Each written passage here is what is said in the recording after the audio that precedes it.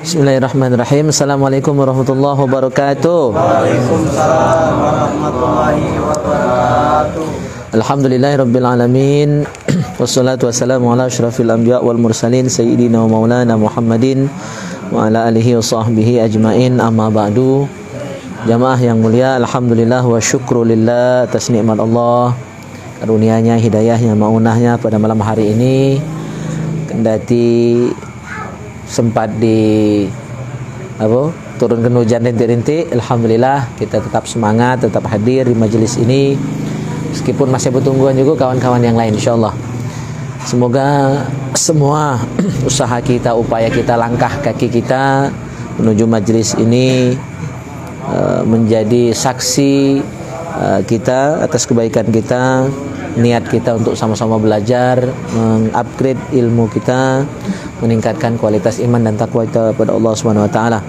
Salawat dan salam semoga senantiasa tercurah limpahkan ke hadirat junjungan kita Nabi Muhammad sallallahu alaihi wasallam serta keluarga, sahabat dan pengikut beliau. Jamaah yang mulia, insyaallah ini majelis kita yang tinggal mungkin minggu ini, minggu depan, 2 minggu lagi sudah ini kita menjelang Ramadan, dan insyaallah kita biasanya sebagaimana biasa bulan Ramadan kita libur dulu, fokus ngamalkan ilmu yang sudah dipelajari. Ya, insyaallah. Di dalam masih longkang. Nah, sekasan.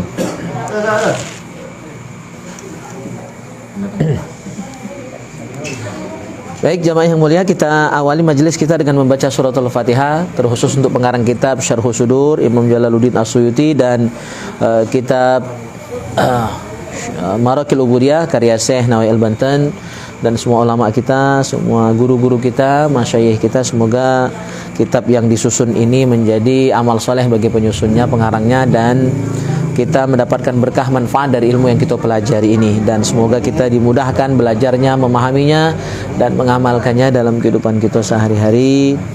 Dan semoga Allah kabulkan hajat-hajat kita, wabil khusus hajat terbesar kita saat ini adalah kita berharap Allah panjangkan umur kita sehingga kita bisa ibadah di bulan suci Ramadan nantinya. Dan semoga Allah jadikan keluarga kita sakinah, mawaddah warahmah, anak-anak kita semoga dijadikan oleh Allah anak-anak yang saleh dan salihah. Ala hadhihi niyah wa kulli niyatin salihah wa ila hadratin Nabil Mustafa Muhammadin sallallahu alaihi wasallam. Al-Fatihah. A'udzu billahi minasyaitonir rajim. Bismillahirrahmanirrahim. Alhamdulillahi rabbil alamin. Arrahmanir rahim.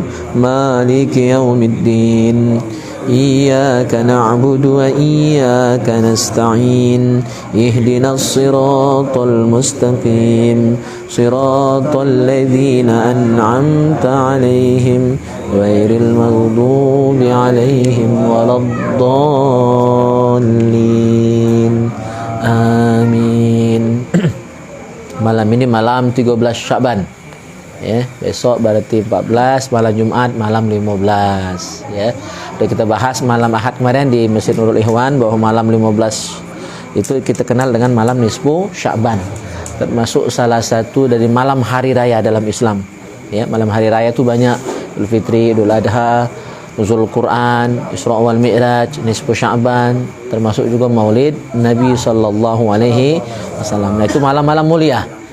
Kita dianjurkan untuk menghidupkan malam itu dengan beragam amal soleh. Silakan nak amal apa, nak ngaji Quran 30 juz, kalau baca laju minimal baca yang biasa kita baca, biasanya surah Yasin, ya.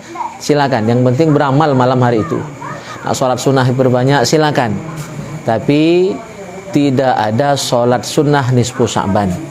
Itu yang perlu digarisbawahi. Karena Imam Nawawi juga di dalam kitab I'arah disebutkan solat ini termasuk solat yang bid'ah munkaroh, karena dasar hukumnya hadisnya palsu. Memang ada hadisnya, cuma palsu. Maka jalan tengahnya adalah silakan solat sunnah, tapi jangan niat nisfu Sya'ban. Solat sunnah hajat, ya, atau solat sunnah mutlak silakan diperbanyak.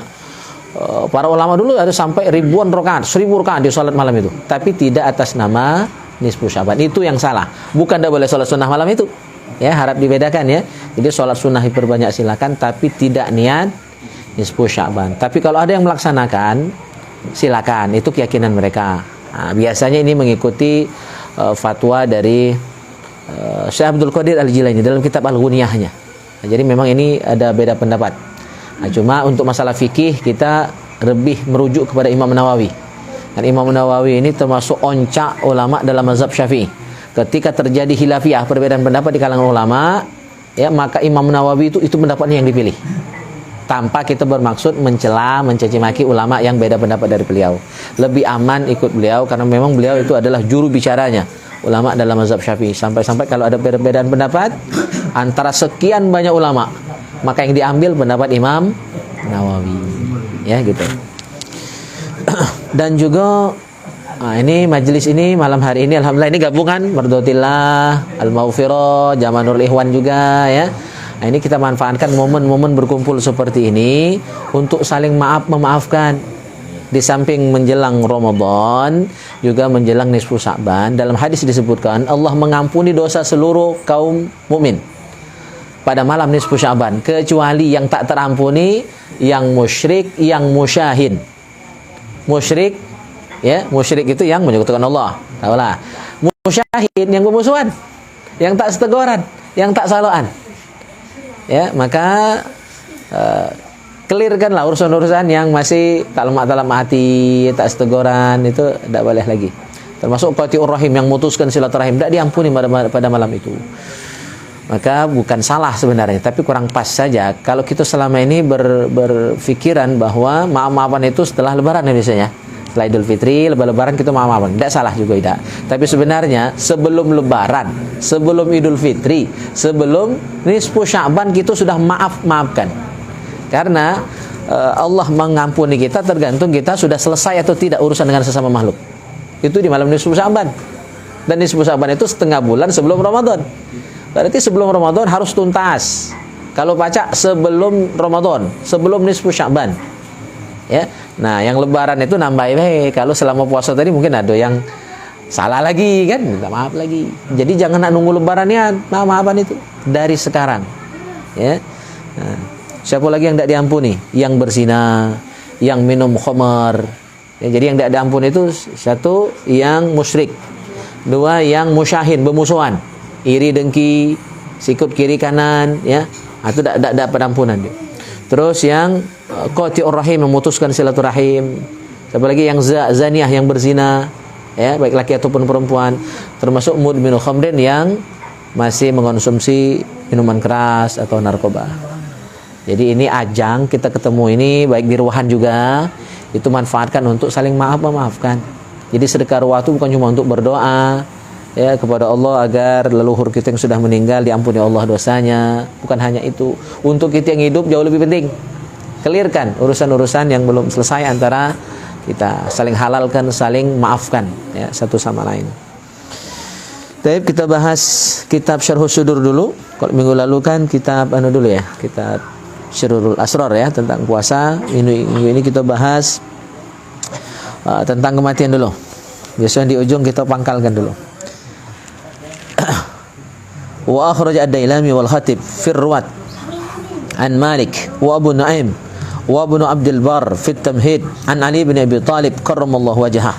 Qala Rasulullah sallallahu alaihi wasallam. Hadis ini dari Ali bin Abi Thalib, Rasulullah bersabda, ini amalan untuk kita semua.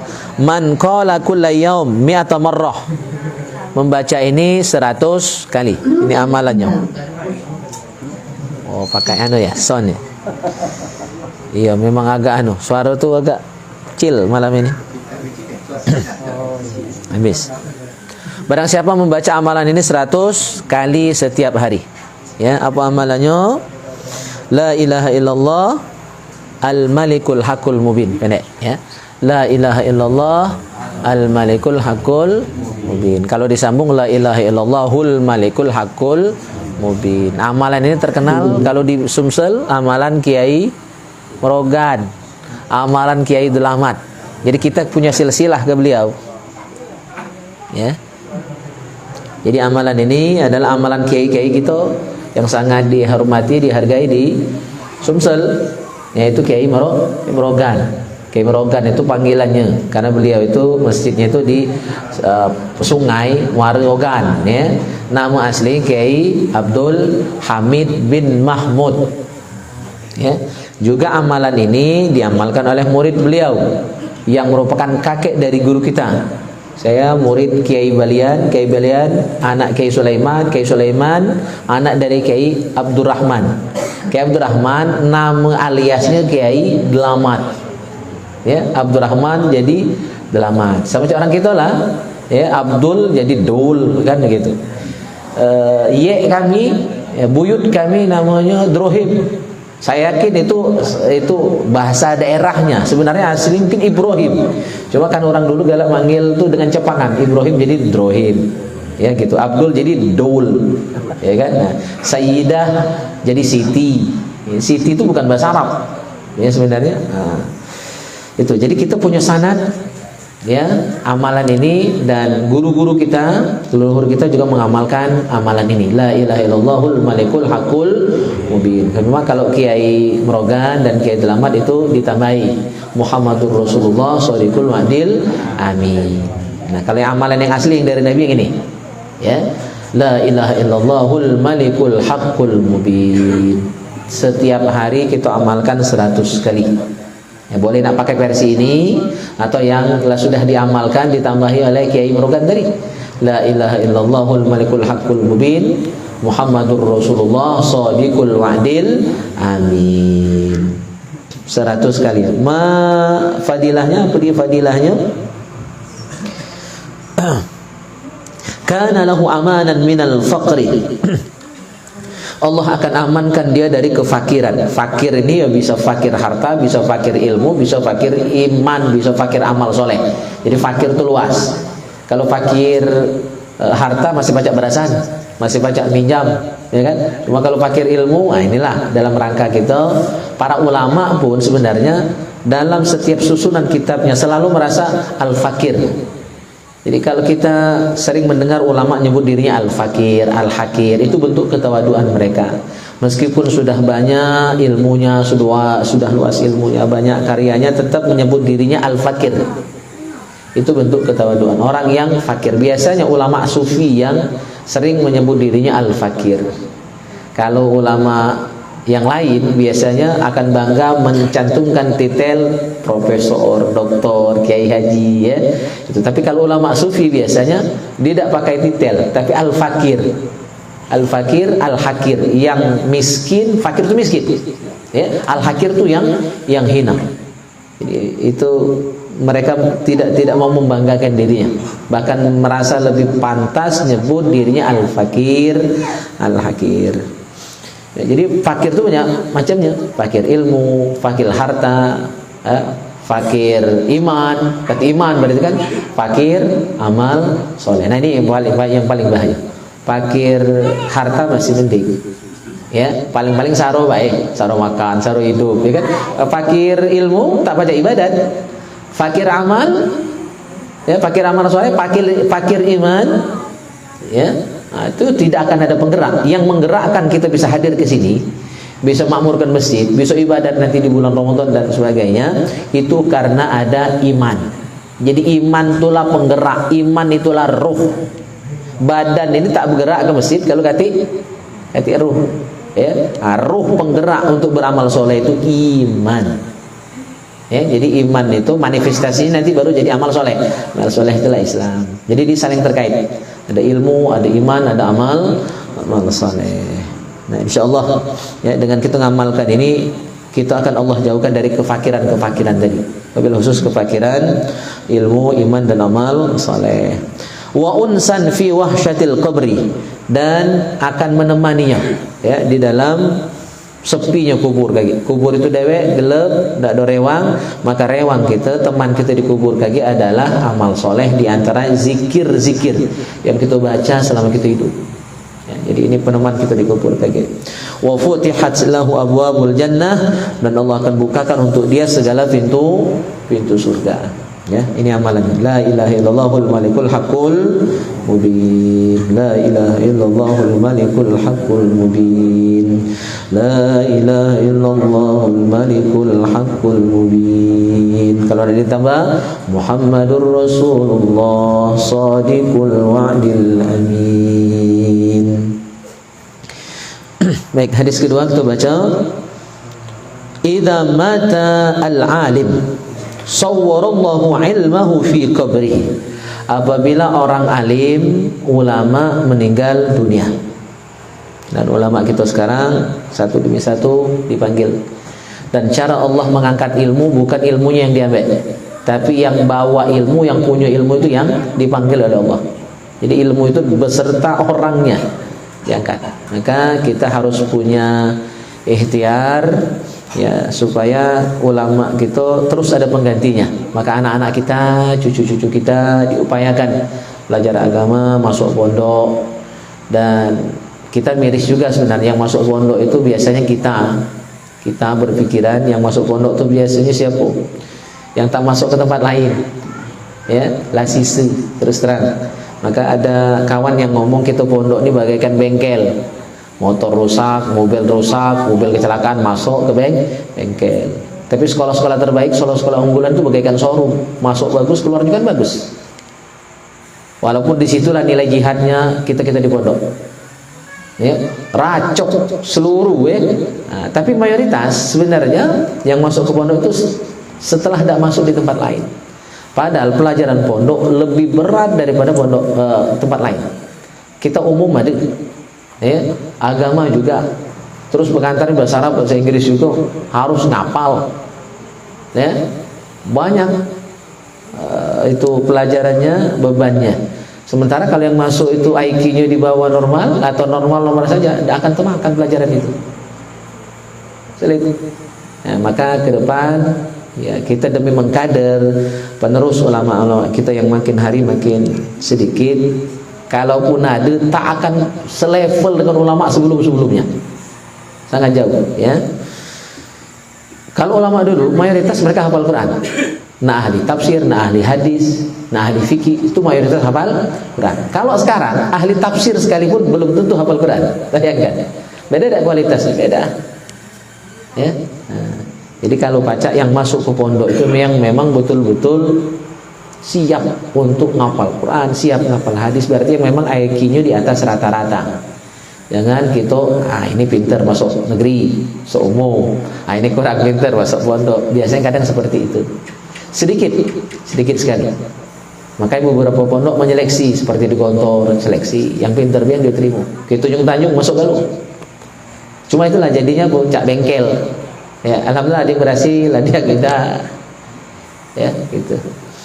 Baik, kita bahas tentang apabila orang meninggal dunia, kata Nabi SAW, orang alim meninggal dunia, sawwarallahu ilmahu fi qabrihi, maka Allah wujudkan, bentukkan, rupakan ilmunya tadi ya di dalam kuburnya. Jadi orang alim meninggal dunia, maka ilmunya Allah jadikan orang yang akan menemani dia di dalam kuburnya. Yu'nisuhu ila yaumil qiyamah, yang akan menemaninya dengan setia sampai hari kiamat. Jadi ilmunya jadi yang ngerewang ini sampai hari kiamat. Wa yadra'u anhu hawamul ardi, dan akan menghalau segala sesuatu yang membahayakan. Hawam di sini maksudnya adalah seperti burung pemakan bangkai atau binatang-binatang yang berbisa. Jadi apapun yang bakal mengganggu dia, ya, orang alim tadi yang sudah meninggal dunia tadi, jasadnya tetap terjaga, terpelihara, ya, tidak berani diganggu. Ulat, cacing tidak berani makan jasad, ya, orang alim yang meninggal dunia, karena ditemani oleh ilmunya yang Allah wujudkan, Allah rupakan dalam bentuk orang yang baik, yang tampan, yang rupawan. Jadi dijaga oleh Allah hidup dan matinya. Maka saya ingat betul pesan guru kami dulu, Kiai Ahmad Nawaidaji Al-Hafiz. Tahun 2003 saya kuliah semester 1, diajak teman saya untuk ngaji sama beliau. Walaupun saya sudah dari pondok 9 tahun, tetap belajar ngaji lagi sama beliau. Disimak Fatihah sebelum ngapal oleh beliau. Ternyata Fatihah aku salah siko, waladhdallin kurang pas. Belum ngapal itu, masih suruh maco. Ya. Terus suruh baca Al-Baqarah mulai panjang. Pendeknya tidak pas, karena bagi beliau kalau satu harokannya, tidak boleh tengah dua, tidak boleh setengah. Kalau 2 harokat harus 2 harokannya sampai benar 100 kali disuruh ulang. Itu cara beliau dulu ngajar. Yang ingin saya sampaikan adalah di pertemuan pertama kami minta terima menjadi murid beliau. Beliau berpesan terkait dengan penjagaan tadi ya. Beliau menyampaikan ayat inna nahnu nazzalna dzikra wa inna lahu lahafizun. Bahwa Al-Qur'an itu diturunkan oleh Allah Subhanahu wa taala dan Allah juga yang akan menjaga Al-Qur'an itu sendiri. Ketika Allah menjaga Al-Quran, kata beliau, Allah pun akan menjaga dan melindungi orang-orang yang menghafal Al-Quran, orang-orang yang mempelajari dan mengajarkan Al-Quran, orang-orang yang mengamalkan Al-Quran. Itu dijaga oleh Allah, dilindungi oleh Allah SWT, dunia akhirat. Nah, ini salah satu buktinya. Orang alim, beliau meninggal dunia dijaga oleh Allah berkat ilmunya tadi. Ya, gitu. Maka Imam Ali ketika ditanya milih harta atau milih ilmu, beliau memilih ilmu. Kenapa? Kalau harta kita yang jagonya, ada mobil, ada motor, menyiapkan kunci, masuk dalam rumah, ya kan? Pakai pagar perlu kunci kalau itu. Bukan main was-was lah, nyiap 10 CCTV, ya kan? Macam-macam. Yang punya kebun para, musim kemarau kaget siap-siap, capek, sibuk, ya. Dengan kebun para takut kebakaran. Kan gitu ya. Sibuk kita menjaga harta kita. Bukan maksudnya tidak boleh punya harta, bukan. Tapi perbandingan, kalau kita punya harta, kita yang sibuk, kita yang menjaga harta kita. Tapi kalau kita punya ilmu, kita yang dijaganya. Malaikat diutus oleh Allah untuk menjaga kita, untuk melindungi kita. Bahkan seluruh makhluk Allah mendoakan orang alim. Hatta al-hut fil bahri, dalam hadis disebutkan, ikan-ikan di laut itu mendoakan orang alim, mendoakan para alim ulama. Jadi kalau kita musuh ulama itu tidak tahu cerita. Ikan pun hormat dan mendoakan orang alim. Nah, kita nauzubillah ya.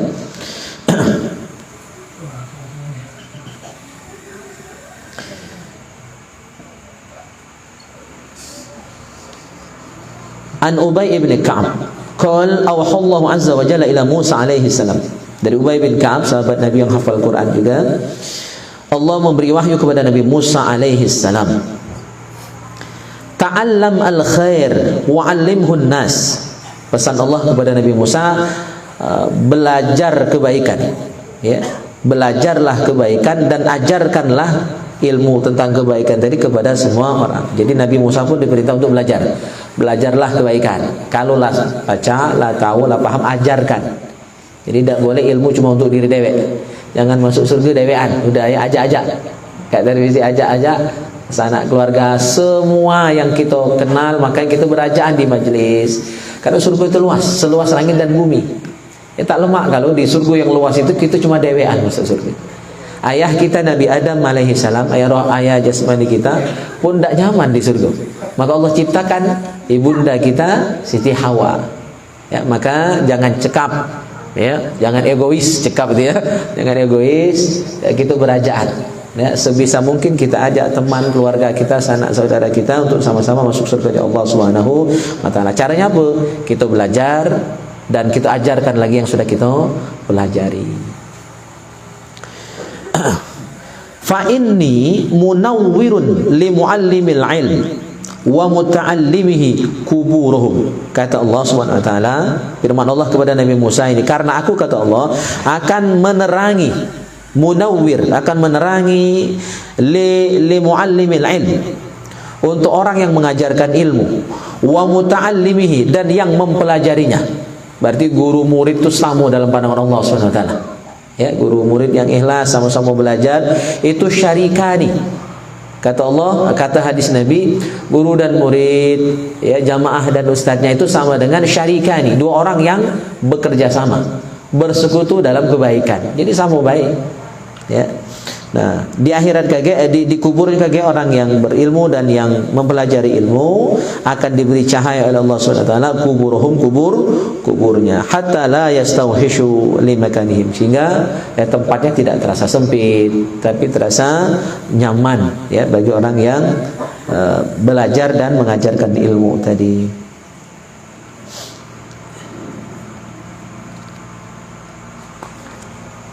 Nah, ini panjang ini.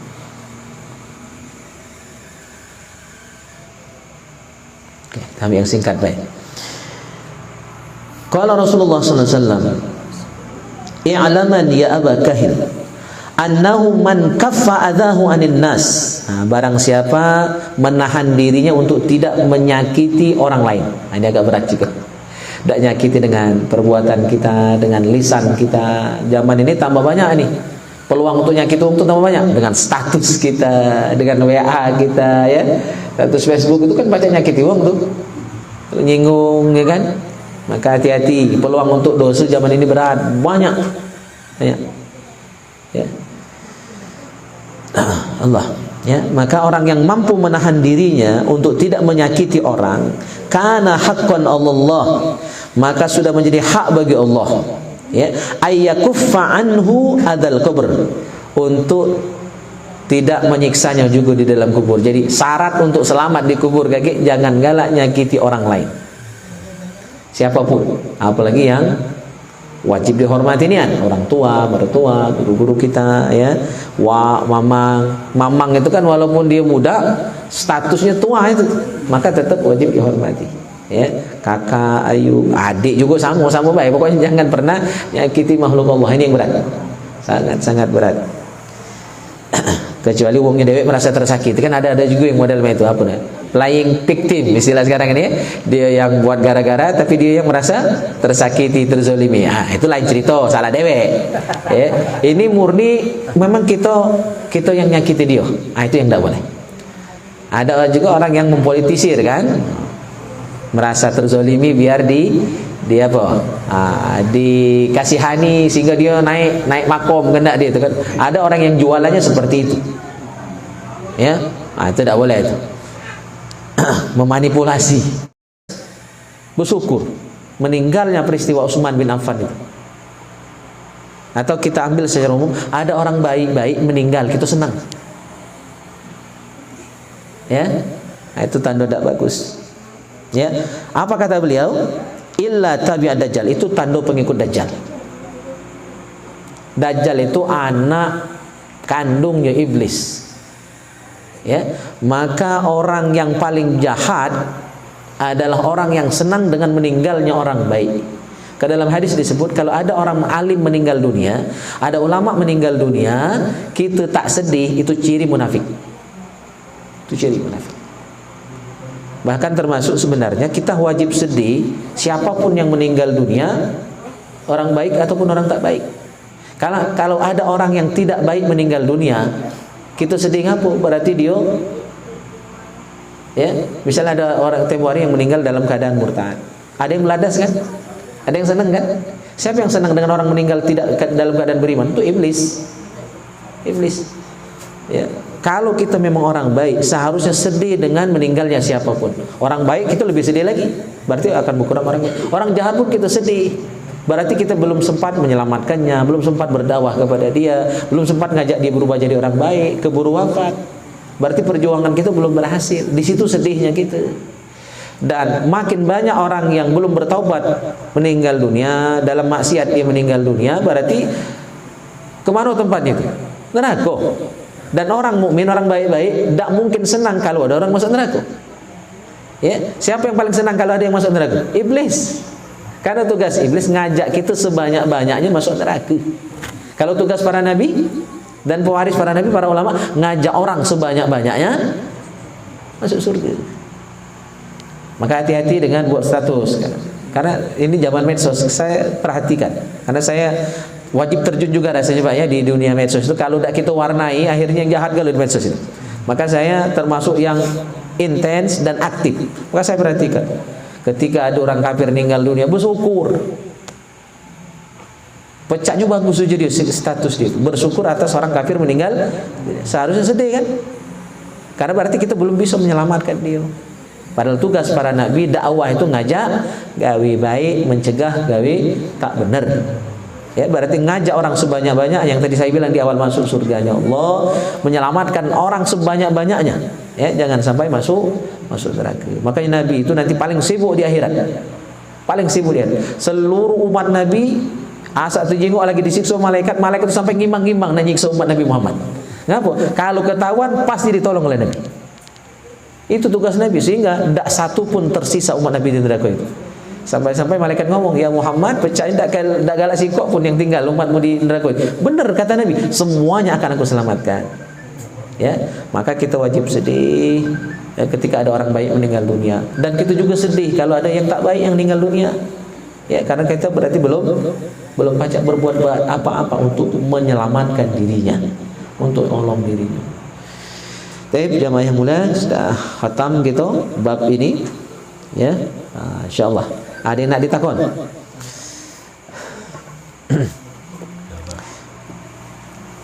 Ya. Ini berkenaan dengan ilmu, Pak, ya. Ya. Ilmu itu nanti kelak di akhirat dipertanyakan, dipertanggungjawabkan. Ya. Itu Pak Mano, Pak, kalau ya sekarang ini banyak ilmu yang tidak sesuai dengan profesi, misalnya. Ya. Ya, misal maaf ini sarjana pendidikan, nanti Ya. profesinya pedagang atau Oh, iya. gimana? Pertanggungjawabannya gimana? Ya, jadi kalau ilmu itu nanti yang ditanyakan adalah diamalkan apa tidak. Jadi tidak akan ditanya dapat dari mana ilmunya. Tidak. Yang dua pertanyaan itu harta, dapat dari mana, dibelanjakan ke mana. Jadi kalau ilmu yang ditanyakan diamalkan apa tidak. Nah, pengamalan itu tidak mesti linear dengan pekerjaan. Ya, saya sarjana pendidikan agama. Jadi sebenarnya saya guru agama. Tapi saya kayaknya sekarang lebih cenderung kepada dakwah. Padahal dakwah itu jurusan fakultas dakwah kalau di YIN situ. Ya, banyak juga kawan-kawan yang dari sarjana YIN gawenya di jadi pedagang misalkan. Kayak udah Samsir kan, beliau punya usaha padahal beliau sarjana agama. Jadi untuk pekerjaan tidak jadi masalah. Yang penting ilmu agama, misalnya yang sudah kita pelajari tadi, kita sarjana agama di bidang apapun profesi kita, nak jadi pedagang, nak jadi petani, nak jadi pegawai, nilai-nilai agama tadi kita terapkan, kita amalkan dalam pekerjaan kita. Berarti misalnya penilai jujur, itu kan semuanya berlaku. Ya, yang jujur itu semuanya, bukan cuma pedagang yang harus jujur, politikus pun harus jujur, pejabat harus jujur. Imam pun harus jujur, tidak korupsi ayat, ya kan? Makmum juga harus jujur. Ya kan? Jadi semua, ya. Jadi nilai-nilai universal dari ilmu tadi sudah dilaksanakan, berarti sudah mengamalkan ilmunya. Ya. Jadi tidak mesti linear, harus sama persis dengan ilmu yang dipelajari. Yang penting nilai-nilai kebaikan dari ilmu tadi. Kan kunci ilmu itu sebenarnya menimbulkan rasa takut, Pak. Itu kunci ilmu. Ya, ilmu apapun yang kita pelajari, na agama, na umum, kalau muaranya balik kepada khasyah, takut kepada Allah, maka itulah ilmu yang benar. Sebaliknya, walaupun belajar ilmu agama, hafal Quran, hafal hadis, ceramah kemana-mana, tidak membuat dia takut dengan Allah, hakikatnya ilmu itu tidak diamalkan, sia-sia. Maka patokan orang itu berilmu atau tidak adalah rasa takut dia kepada Allah. Sesuai dengan firman Allah, innama yakhsyallaha min ibadihil ulama. Ya, hanyalah yang takut kepada Allah itu ulama. Berarti standar keulamaan orang alim, orang berilmu, paham agama itu adalah dia takut dan tidak dengan Allah. Kadang-kadang dengan makin banyak, makin tinggi ilmu agamanya, makin dia kurang ajar. Karena dia tahu salah. Ya, orang berilmu itu dia tahu salah. Akhirnya karena dia tahu celah, bentuk nyelip-nyelip, ya, mempermainkan hukum, maka dia mempermainkan hukum. Di situlah bentuk tala'ubul hukmi namanya, mempermainkan hukum, dan itu dosanya jauh lebih besar. Walaupun secara duniawi dia selamat dari hukum itu. Contoh orang yang mempermainkan hukum. Ini bentar lagi puasa. Untuk yang pengantin baru agak berat ujiannya, Doli ya. Puasa itu haram berhubungan suami istri di siang hari. Selain membatalkan puasa, juga wajib bayar kafarot, bayar denda. Ya, yang pertama dendanya adalah memerdekakan hamba sahaya. Sekarang ada kata lagi, berarti langsung yang kedua. Yang kedua, puasa 2 bulan berturut-turut. Makna berturut-turut itu kalau misalnya sudah boleh 59 hari, ya, tinggal sehari lagi, hari ke-60 yung batal puasanya, ngulang lagi dari awal. Itu makna berturut-turut. Berat kan? Nah, 2-3 kali dicoba, gagal, baru yang ketiga. Apa yang ketiga? Beri makan fakir miskin. Ya, berat kan? Itu kafaratnya. Tapi itu bisa diakali. Kalau ngerti hukum tapi tidak ada rasa takut kepada Allah. Mana? Dia ada hajat dengan bini. Ya, yang kena kafarat tadi kalau pembatalnya langsung berhubungan. Ya, langsung berhubungan. Nah, kalau dia tahu hukum, biar tidak kena kafarat, paling cuma wajib kodok 1 hari saja. Mana caranya Pak? Dia kali Ini Ustaz Taufik dulu kasih tahu, guru kami almarhum ya. Kata beliau, makan minum dulu, batal ke dulu, sudah itu baru melanjak kok. Tidak kena kafarat. Tapi kalau memang niatnya dari awal nak ke sana, cuma ngindari kafarat saja, di akhirnya makan minum dulu, sudah makan minum baru berhubung sama istri, tidak kena kafarat. Tapi dia berdosa, dan dosanya dosa tala'ubul hukmi, mempermainkan hukum. Nah inilah contoh orang yang ngerti hukum, dia bolak-balik fakta untuk menyelamatkan dirinya dari hukuman dunia. Tapi di akhirat Allah Maha tahu.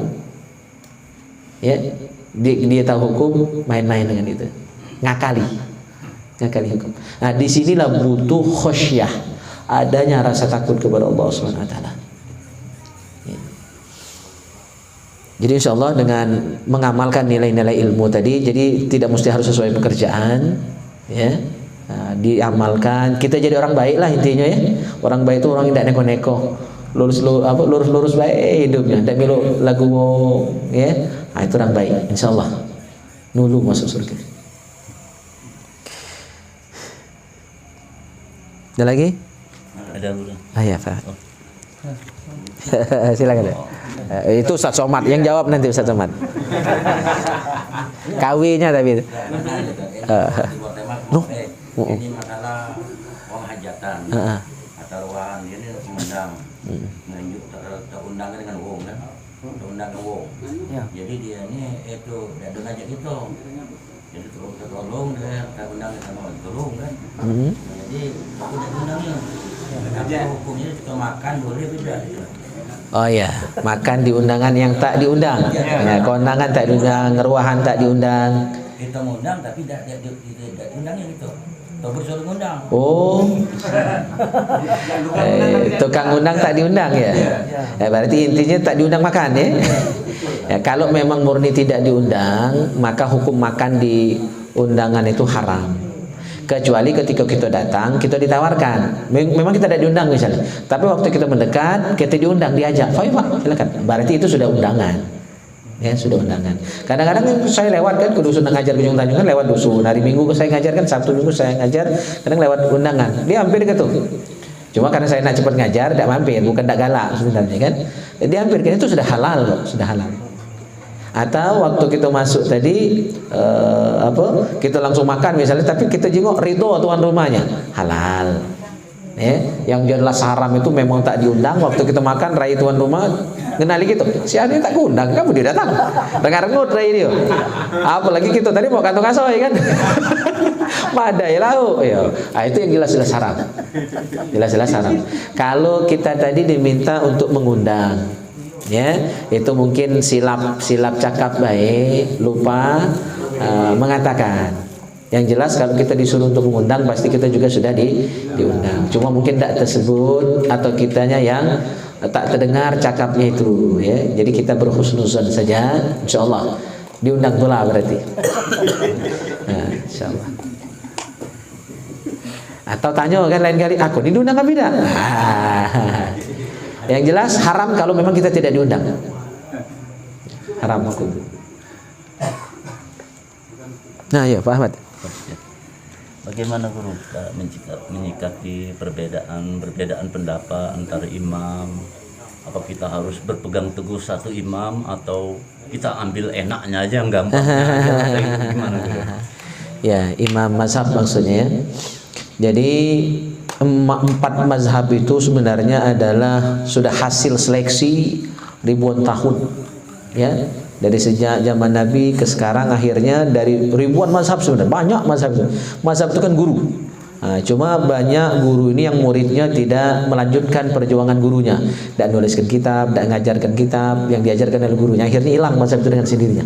Nah, dari ratusan mazhab, mungkin ribuan mazhab yang pernah ada, 4 ini sudah terseleksi, terbukti banyak pengikutnya, banyak muridnya, banyak penyokongnya sampai hari ini. Ya, untuk Indonesia dan Melayu, Asia mayoritas bermazhab Syafi'i. Jadi lebih aman kita ambil salah satu dari 4 mazhab itu untuk mempermudah sebenarnya, bukan kita menyalahkan yang lain. Ya, jadi tujuannya untuk mempermudah. Sebagaimana kita membaca Al-Quran, itu ada 7 qiraat yang kita kenal dengan qiraah sab'ah. kita tidak pakai ketujuh-tujuhnya karena akan memberatkan. Siko belum tentu baca.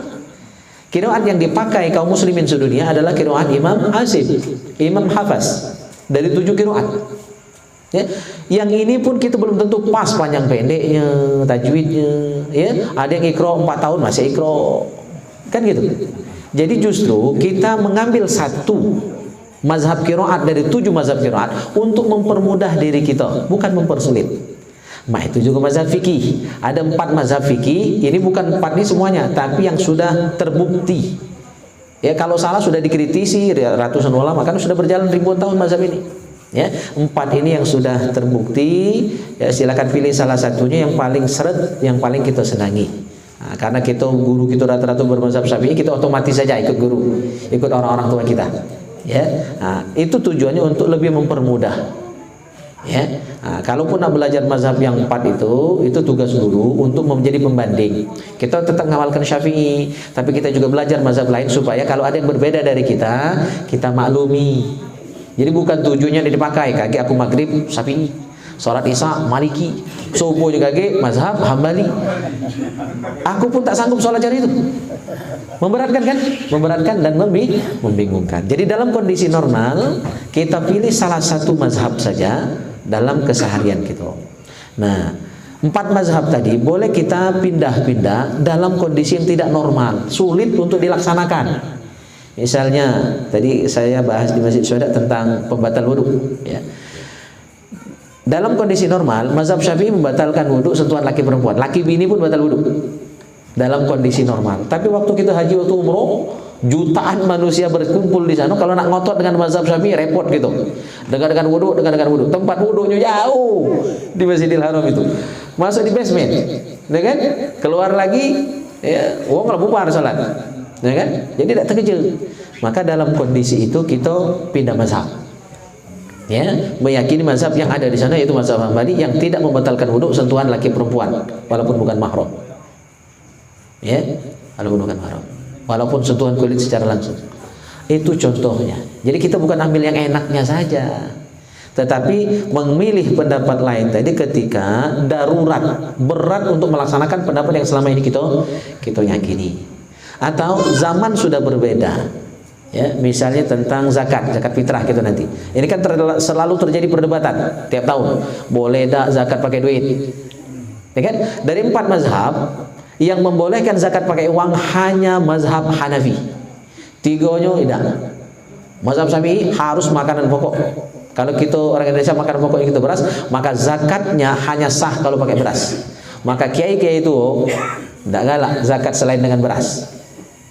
Ya, karena memang mereka meyakini memang pendapat itu yang lebih kuat. Tapi ulama sekarang memikirkan dan mempertimbangkan kondisi saat ini. Kondisi mustahik yang menerima zakat itu. Mereka lebih senang dapat beras atau senang dapat duit. Setelah disurvei, mereka lebih senang dapat duit. Kalau pacak dua-duanya dapat, beras dapat, duit dapat. Ya, beras pacak dimasaknya, pacak dibuat di ketupat, duit kalau nak belikan baju anaknya, ya kan, dan lain sebagainya. Nah, setelah diteliti ulama saat ini, masyarakat yang berhak menerima zakat saat ini lebih senang dapat duit.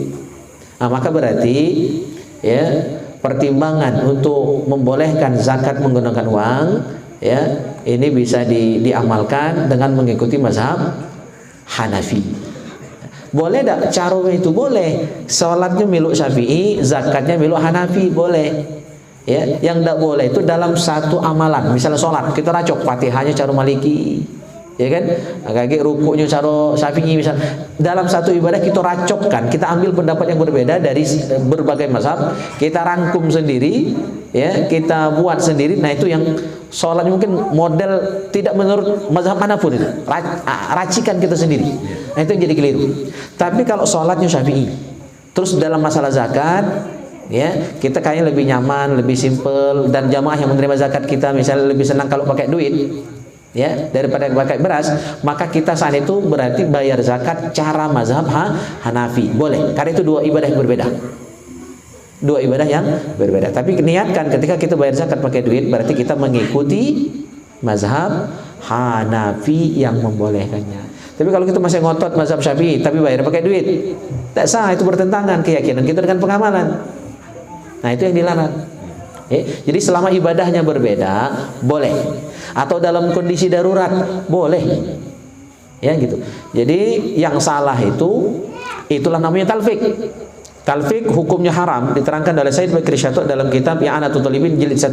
Di awal-awal jilid 1 diterangkan hukum talfik haram. Talfik itu apa? Ngambil yang lemaknya baik. Ngambil yang lemak. Sapi ngambil yang lemaknya, Maliki ngambil yang lemaknya. Ya, itu yang salah. Nabi juga ngambil yang lemak selama tidak dosa. Nah, kalau gitu ngambil lemak nian. Ya. Ngambil enteng-enteng nian, cak yang hubungan suami istri siang hari tadi kan, dia kalinya itu. Nah, itu keliru. Dosa malahan. Walaupun dia tidak wajib kafarat. Ya, dia selamat taruhlah dari hukuman, tapi dia sudah berdosa mempermainkan hukum. Ya. Ada lagi? Ustaz, Ya. kata Ustaz tadi kan kalau kita di Mekah itu kan bersentuhan itu suami istri kan tidak batal ketika kita masih posisi di SAPI misalnya. Iya. Waktu di sana pas kita berubahnya ke yang masak yang lain, apakah ada niatnya apa tidak mana Ustaz? Ya, keyakinan di hati waktu itu karena kondisi darurat, ya. Jadi waktu itu meyakini aku mengikuti mazhab Hanafi atau mazhab Hambali yang menyatakan tidak batal wudu. Tapi tadi saya sampaikan di Masjid Jami, sebisa mungkin kita melakukan kehati-hatian. Jadi jangan sampai sengaja dia nak megang, mentang-mentang di sana mazhabnya beda, tidak batal wudu, sentuhan laki bini, kita akhirnya sengaja dia nak megang. Maksud aku tetap berupaya semaksimal mungkin ya untuk tidak sampai bersentuhan. Ya, dengan jamaah yang bukan mahram atau jamaah yang beda kelamin dengan kita, sebisa mungkin ditahan. Nah, kalau misal memanglah berdempetan nian, kadang-kadang kan seperti itu, kan jutaan manusia kumpul di situ. Tak baca nian dia kita lah bukan main lah. Ya, tangan kita lah begini disimpan masih tersentuh. Itu yang dimaklumi maksudnya. Jadi jangan mentang-mentang, saya bilang tadi di Masjid Jami, mentang-mentang di sana mazhabnya tidak batalkan wudu, sentuhan selama tidak ada syahwat, laju gitu mentang-mentang kulo gandengannya tangan laki bini. Itu termasuk mempermainkan hukum juga. Tetap kita dalam kondisi darurat, ya baru itu. Dan caranya tinggal di hati kita meyakini aku sekarang lagi meyakini atau menggunakan atau mengamalkan mazhab Hambali misalnya begitu. Termasuk nanti kita puasa ya. Nanti barangkali saya lupa. Kan dalam puasa itu niatnya wajib di malam hari. Ya, puasa Ramadan. Puasa wajib, niatnya wajib di malam hari. Dan 3 mazhab meyakini selain Maliki, niat itu harus tiap malam. Karena setiap hari itu ibadahnya beda-beda. Ibadatun mustaqillatun. Ibadahnya beda-beda. Maka niatnya tiap malam. Nah, kita ini kan manusia, kadang lupa, kadang kesiangan bangunnya. Kalau niatnya belum di malam hari, kita kesiangan. Waktu azan subuh kita baru bangun, baru nak makan sahur, baru nak berniat, maka tak sah puasanya. Oleh karena itu, menyikapi yang bakal mungkin kesiangan dan sebagainya, maka kita ikut mazhab Maliki. Jadi menggabung 2 mazhab. Ya, atau 4 mazhab sebenarnya itu digabung jadi satu. Di malam pertama niatnya 2 kali. Yang pertama niat untuk puasa besok per hari, yang kedua niat puasa secara keseluruhan. Ikut mazhab Maliki, puasa sebulan full. Ya, jadi aku niat puasa esok hari dan sebulan penuh selama bulan suci Ramadan ini wajib karena Allah. Nah, diyakini waktu menyebutkan itu, yakini aku mengikuti mazhab Maliki. Nah, fungsinya untuk mengantisipasi. Kalau nanti ada 1 malam 2 malam kita telat, sudah dicakup oleh niat sebulan penuh tadi. Tapi itu mazhab Maliki yang membolehkan itu. Ya, mazhab Syafi'i harus tiap malam. Mazhab Hambali juga harus tiap malam. Mazhab Hanafi juga harus tiap malam niatnya. Nah, untuk menyelamatkan ada solusi kan?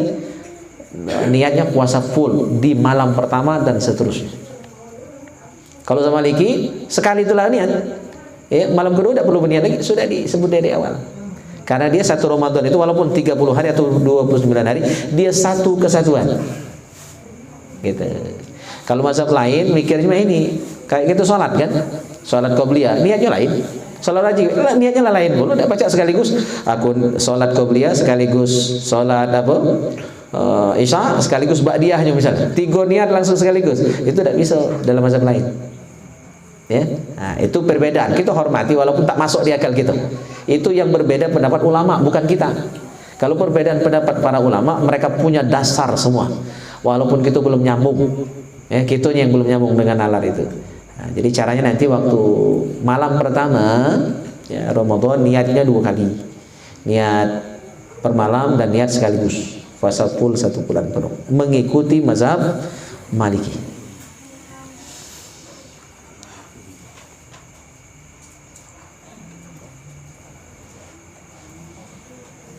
Sangkut?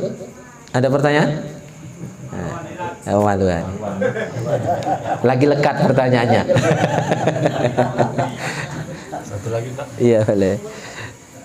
Tentang kita orang muslim kan wajib amar ma'ruf nahi munkar.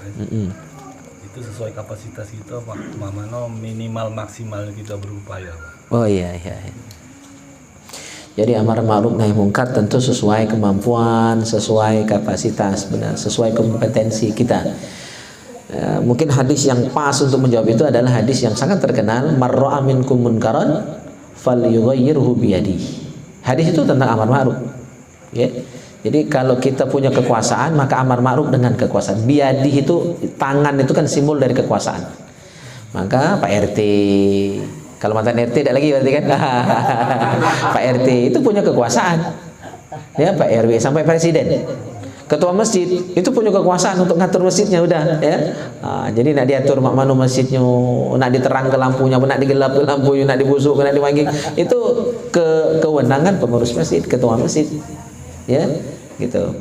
Jadi dengan kekuasaan, dan itu dakwah amar ma'ruf nahi munkar yang paling hebat.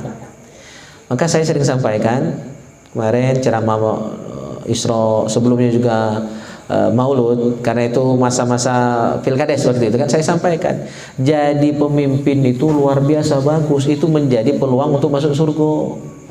Karena ada 7 golongan yang dilindungi surganya Allah, yang dinaungi arsy Allah. Siapa nomor 1? Imamun adilun, pemimpin yang adil. Ya, karena apa? Dengan pemimpin yang adil dia bisa dakwah, bisa amar ma'ruf nahi munkar dengan kekuasaannya. Kalau kita yang bukan pejabat ini Kak, ya, beliau kan mantan pejabat ya, tahu beda omongan pejabat dengan yang bukan. Yang tanda tangan masih laku dengan yang tak laku lagi beda.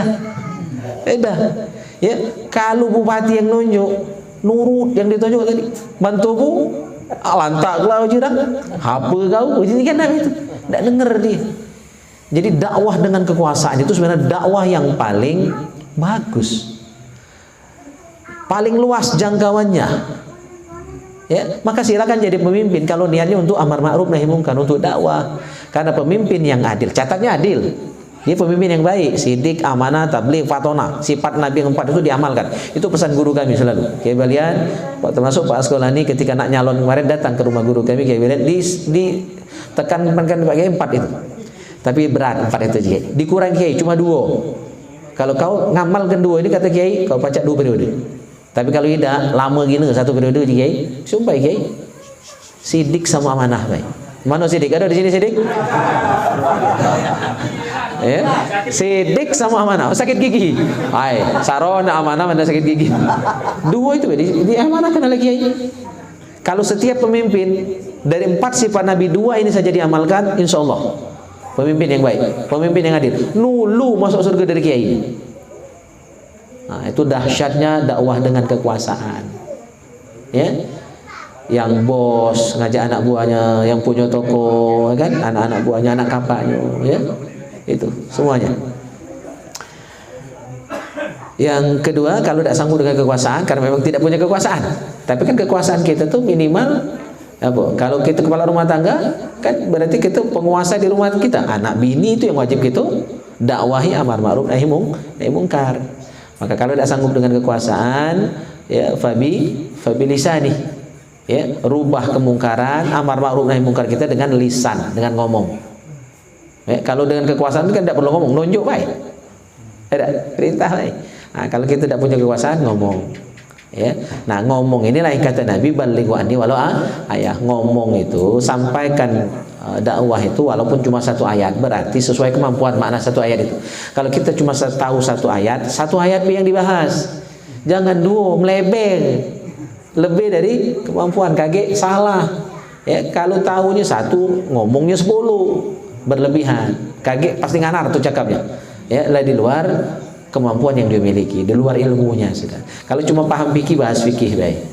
Saya tauhid itu paham juga, tapi untuk diri dewe nak ngomong punya agak berat. Ya, maka saya jarang bahas-bahas ya, selain fikih. Kalau tasawuf masih mending, karena itu bagian dari akhlak. Tauhid agak berat, apalagi kita bahasa hakikat. Ya, jadi memang makom saya mungkin belum sampai ke situ. Tapi untuk makai pribadi, ya itu. Jadi pertama dengan kekuasaan, yang kedua dengan lisan. Paling tidak fabi kolbi, dengan hati. Dengan hati ini ngomong tak baca, takut kena pecat, misalnya kan, atau takut kena marah, tapi tahu ini salah. Hati kita tak setuju, salah ini, cuma nak ngomong, malu ngomong, takut misalnya. Tidak usah jauh-jauh. Kadang-kadang kalau mak kita tidak sholat, saruh kita ngomongnya, ya kan? Orang terdekat kita tidak sholat, tidak ibadat, itu berat ngomong. Apalagi yang dihormati, yang di pucuk itu, mbak, mi, tidak sholat, berat kan ngomongnya?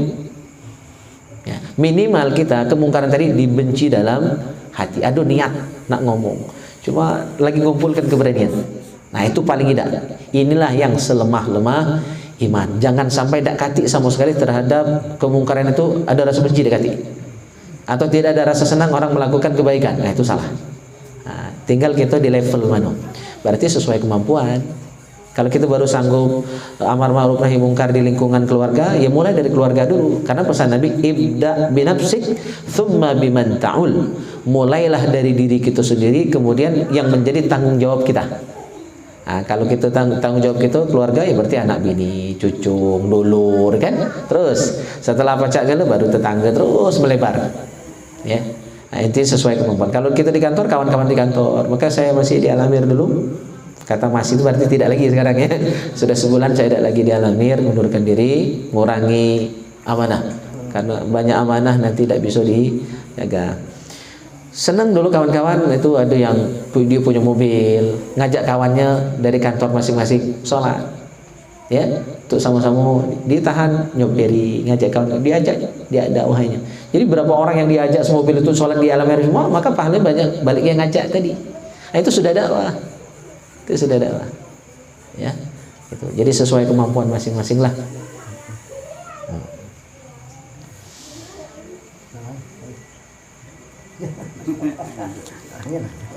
Ya, masih ada Pak Gopar? Pak Gopar jawab dia. Cukup ya? Mang Wahab mana Mang Wahab? Juru kunci. Oke, mungkin kita cukupkan ya. Oh, aduh, boleh.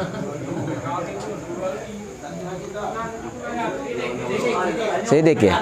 Oh. Sidik. Gigi, nama gigi. Ya, Renal obatnya. Ini kan udah nak disuruh ngundang, kan? Ya. Jadi aku kan ngundang tuh kadang ngetok rumah wong tuh lah puluhan kali kan. Ya. Nah diulang lagi kan. Jadi ini tanda apa tuh masuk aku tuh amanah tidak itu kan. Nah diulang lagi kudu tahu kadang sampai ke rumah nanti wongnya. Ya, pesan ke tanggo, ya. Ya. Sudah tuh kan kadang apa tuh nanti undangan kan. Nanti undangan dan saya tahu kan kan. Jadi nyatuan nyoba aku tadi kalau kau tidak tahu tanya we kan. Jadi aku bertanya oleh sama tetangga sebelah tu kan. Jadi simpat tetangga sebelah tu lah kalau kau tidak tahu atau esok you tahu gitu kan. Aku pun disuruh kan asal tahu tanya gitu kan. Ngomong ke saya itu kalau seandainya kau tidak tahu so you tahu kan. Aku ini aku disuruh tuan rumah kan bertanya gitu kan. Ngomong kan ada yang tuh tanya kan. Iya. Tinggal kan nanya tempat lain tu. Iya. Nanya tempat lain tadi begitu udah hati lo kadang-kadang. Kadang-kadang balik lagi Sabtu lupain aja. Ya. Benar. Ya, baguslah itu. Kadang-kadang kita ini tidak tahu muang ke. Nah, itu yang tidak amanah. Ya, lebih baik ketika kita ngantar ke undangan tidak tahu lananya kan lah sudah berupaya berarti sudah bagus. Ya, luar biasa kan Sidik menjalankan amanah dari yang memberikan tugas tadi. Nah, bagus ya. Sudah ditanya yang ditanya caknya main-main ya dan kasih tahu sampai ngolah ke pulau kan. Nah, benarlah. Jadi undangan tadi dibawa pulang kembali. Kadang sebagian itu dibuang undangannya. Kadang-kadang kita pernah lihat, ada terkapar undangan banyak. Itu yang tidak amanah. Ya, kalau memang tidak bisa menyampaikan, kembalikan ke tuannya. Ya, gitu. Benarlah itu. Ada yang ngomong itu kan, jangan berani kan. Aku pernah ada yang ngomong itu kan, kalau kau tahu yang suruh dia tahu kan, wah dia tunggu berani kan. Iya. Kan, aku tinggal, kita mau kasih gitu kan. Iya, amanah ini berat. Nabi sampai ngomong, "Idza duyi'atil amanah fantaziris sa'ah." Jadi ciri kiamat itu hampir tiba, kiamat telah dekat, orang sudah banyak main-main dengan amanah. Ya. Jadi walaupun sekecil itu cuma ngantar ke undangan, itu amanah. Kalau tidak sanggup, tidak sampai, tidak tahu, balik ke. Mungkin ada yang lain. Benarlah kata yang ngomong tadi. Sudah yang tahu. Artinya giliran, serahkan kepada yang tahu. Karena kok titipnya sama sebelah, Iya. diketok kan ya sebelah itu kan. Jadi najis pesan gue kan. Kalau seandainya kamu di tetangga kan, pesan gue gitu kan. Kalau seandainya kamu ketemu Ya. Nah, yang ngetok tadi cukup 3 kali. Kalau lebih dari situ balik. Ya. Iya, 3 kali baik. Ya, maksimalnya 3 kali. Iya. Undangan mulut. Atau pesan ke di tetangga. Kalau masih ngundang, ulangi lagi mentahan kan. Tapi pisah dulu 3 kali itu lari dulu. Enaknya ada juga. Iya. Iya, benar. Oke, sudah? Oh, masih ada Ujang, ya.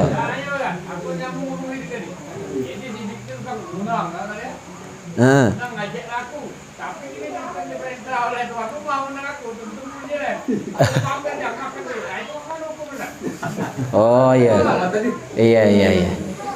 Itu tergantung omongan tuan rumah. Kalau sidik diamanahi untuk ngundang siapapun, ya, areal sini sampai sini atau siapapun yang kau temui, maka berarti halal undangan itu karena memang dia sudah dikasih amanah.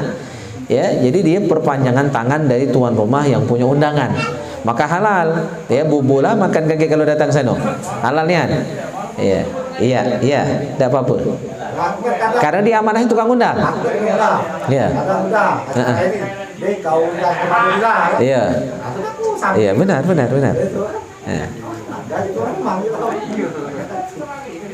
Iya, terserah tukang undang kan. Kecuali ada disebut nama-namanya, undang si anu kan, tapi pasti kan tidak. Secara umum saja, pokoknya undang dari sana ke sana. Siapapun yang ditemui gitu. Makanya bagus cara tukang undang zaman dulu. Pokoknya kamu suruh marayu jantan begini besar kecil itu umum datang ke rumah si anu.